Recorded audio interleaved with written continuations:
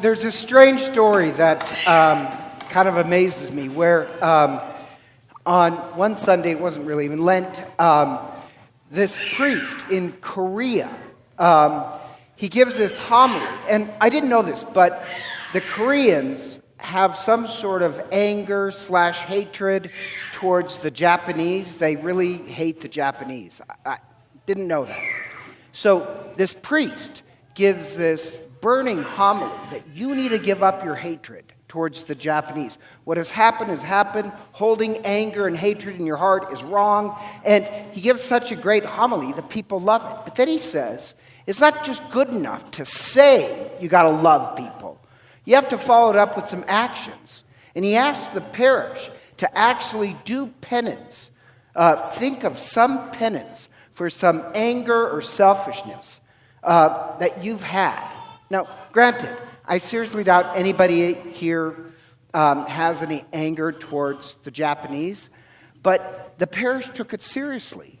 And they did penances. And so, like, some of them were people that had wouldn't talk to each other.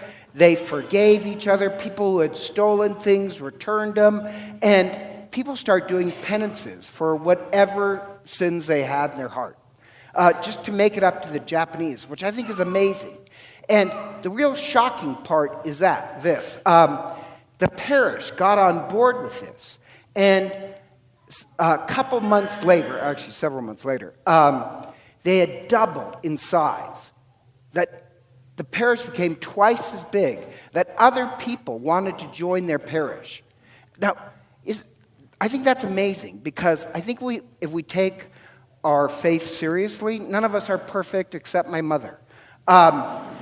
It's true. That little girl was shocked. But anyhow, we all have sins. But what people can't stand is religious hypocrites. You know, you can smell it a mile away. But what people are attracted to is actually sincerity. Not perfection, but at least people that really want to love with their hearts. And so the odd part is, the strange part is when the people not just chose to talk about love, but do some penance to make themselves better, they doubled in size. Other people wanted to be part of this parish. And in a strange way, yes, that reminds me of Lent, but also, I have to tell you, it reminds me of Lourdes. Our Lady of Lourdes. She, in case you don't know, she appeared in France. And her message is kind of like, she always appears, well, not always, usually appears to children, always encourages praying. But in the Lourdes one, she encourages people to pray for the conversion of each other. That we're supposed to be praying for our conversion, each other's conversion, the conversion of the world. And to me, that kind of makes this Lenten idea. I know that sounds strange, but when I think of Lourdes, I actually kind of think of Lent. That Mary at Lourdes said, I like this, penance, penance, penance.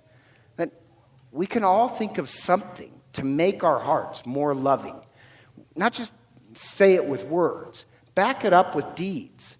And you know the story, you had the spring at Our Lady of Lourdes. Thousands of people have been healed by that. But why couldn't we have healing here? Not with miraculous water, but with people who really want to have sincere hearts that can look at their faults. So this sounds strange. On Ash Wednesday, not only are you guys getting ashes, but I made prayer cards with Mary on it.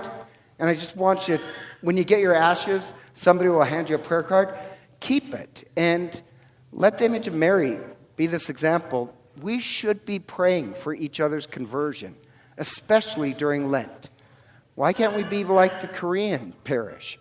Take Lent serious and say, we've got to get rid of some anger or pettiness in our heart.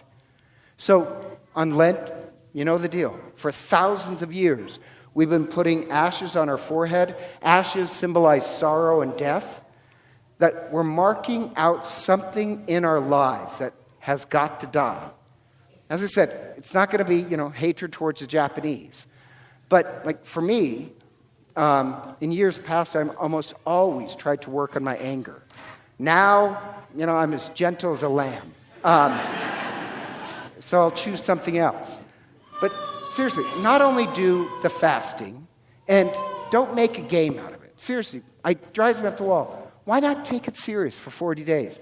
No desserts, except on St. Patty's Day and St. Joseph's. But anyhow, no, I don't think, I know I make those exceptions for myself, but no desserts. Take the fasting serious. Take the prayer serious. We should be praying that each other has this great conversion of love. When you see that image of Mary, remember to pray for other people in our parish. Pick something, some fault of yours that you could work on. That's the penance.